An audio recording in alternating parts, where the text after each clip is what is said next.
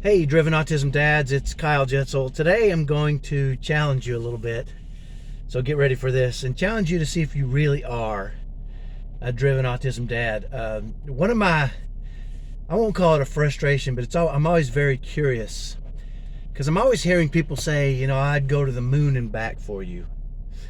And you hear people say that out loud, but then they don't want to do the hard work to really make things happen, right? They don't want to get up early. They don't want to, work with a child all night long when they're not sleeping. They want their sleep. They say they're willing to do anything, but the reality is they're not. And I was reminded of this because my son, my youngest son, he's 14 now. He's a freshman in high school, and he just finished up his high school football season. And they had a pretty good season. He was a defensive end. And probably because he's just super tall, he's about 6'3", kind of made it tough for quarterbacks to throw over him. But he didn't get as much playing time as he wanted to. And so, at the end of the season, they had a good season. He was pretty happy about the season, but he told me, he said, you know what? I really want to get more playing time next year, Dad. I said, oh, great. What are you going to do? He said, what do you mean? I said, what do you mean what I mean? What are you going to do to get more playing time? He said, well, there's not a lot I can do right now. Season's over. And I said, well, there's a lot you can do right now. I said you could start lifting. And he said, oh, that's good because my coach has an off-season lifting program. I said, that's perfect. See, you can go there. You can be very consistent in your lifting. You can watch film in your off time. You can do all these kinds of things in the off-season to get better. And he said, you know what? One of my disappointments, this is my son talking, is he said that last year we did a before school lifting, summertime early lifting at like 6:30, and he rode his bike over there every morning at 6:30 a.m. during the summer and lifted. And he got a lot stronger, and he could see that. And I said, well, he said, but now they're going to start doing it in the afternoon, and I don't like that. I'd rather go early in the morning because then I can be done with it, get up early, go lift, come home, take a nap, and then have the rest of my day available instead of going over there at like 2 or 3 o'clock in the middle of the day and ruining my summer days. I said, well, why don't you check and see if the coach, tell him that. Tell him you want to go over there early, and if he won't do it, ask him if you can have maybe a key to the weight room and be responsible for opening it for those people who want to go in early. And he said, yeah, that sounds like a lot of work, and if I don't show up, nobody will come because I got the key. And I'm like, that's the point, right? I said, if you want to be good, then you gotta work at it. You gotta be driven, just like Driven Autism Dads, right? But here's what's really interesting is there's a lot of different earmarks that we can look at in sports. For my son, more playing time was his goal, and he'll be able to really track between this season and next season whether he got more playing time. And that's an easy thing for him to create a baseline for, so he can see if he exceeds that. The problem with being a dad is there's no baseline. There's no baseline for a good dad, right? It's not a game where you either win or lose. Nobody's keeping score, right? You might be the greatest dad in the world. Nobody's keeping score. Nobody knows, right? You might be the worst dad in the world. Nobody's keeping score. Nobody knows. Even you don't even know. I've never met a dad, never in my life, who thought he wasn't a good dad. But I've met some dads who weren't good dads, right? It's just true. And this is kind of harsh, and I know it's harsh, and that's not what this is about.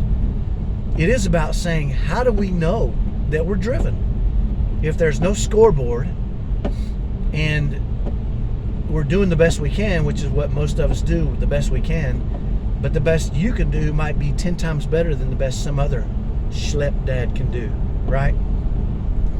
So really, how do we keep score of if we're being a good dad or not a good dad, right?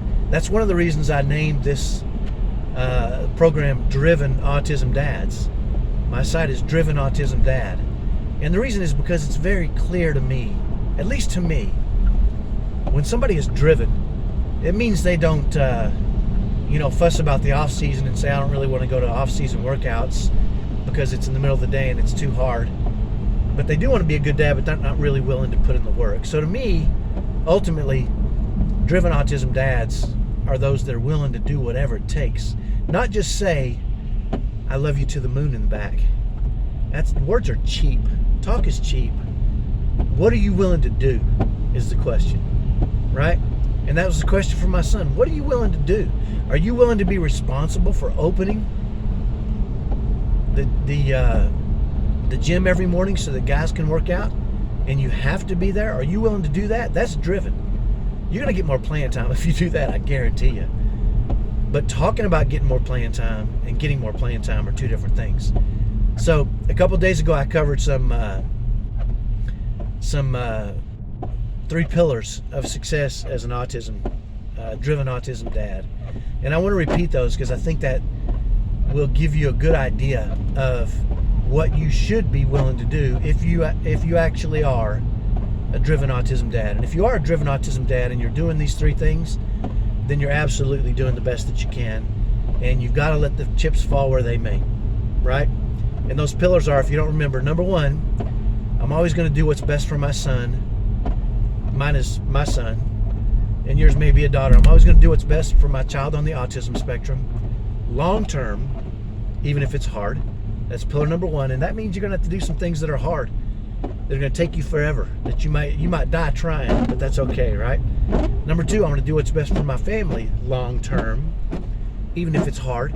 That means you're going to have to do some hard stuff for your wife, for your typical kids. You're going to have to really dive in and be driven to give them every chance to nurture, to support, to provide for. That's hard stuff. There's a lot of weight involved in that. And number 3 is I'm always going to do it in the spirit of love, right? So the 3 pillars: I'm going to do what's best for my child on the spectrum long term, even if it's hard. I'm going to do what's best for my family long term, even if it's hard. And I'm always going to do it in a spirit of love, especially when it's really hard. Those are the 3 pillars. And if you'll live by those pillars, then you are a driven autism dad, because you will be looking for those opportunities to extend yourself, to work hard, right? Just like my son.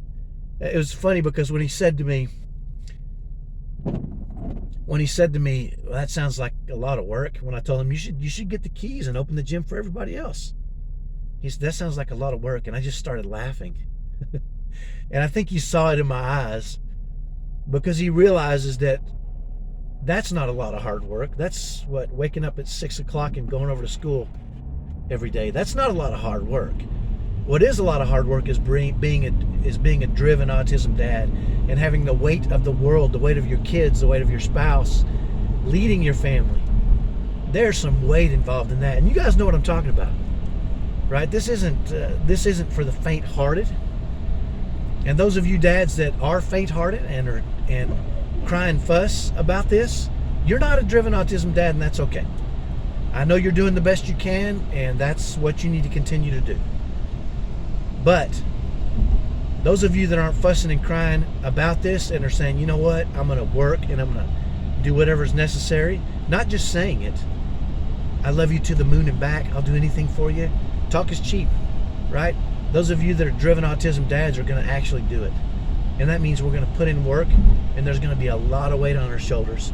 And guess what? That's how we get stronger as driven autism dads. So, are you a driven autism dad?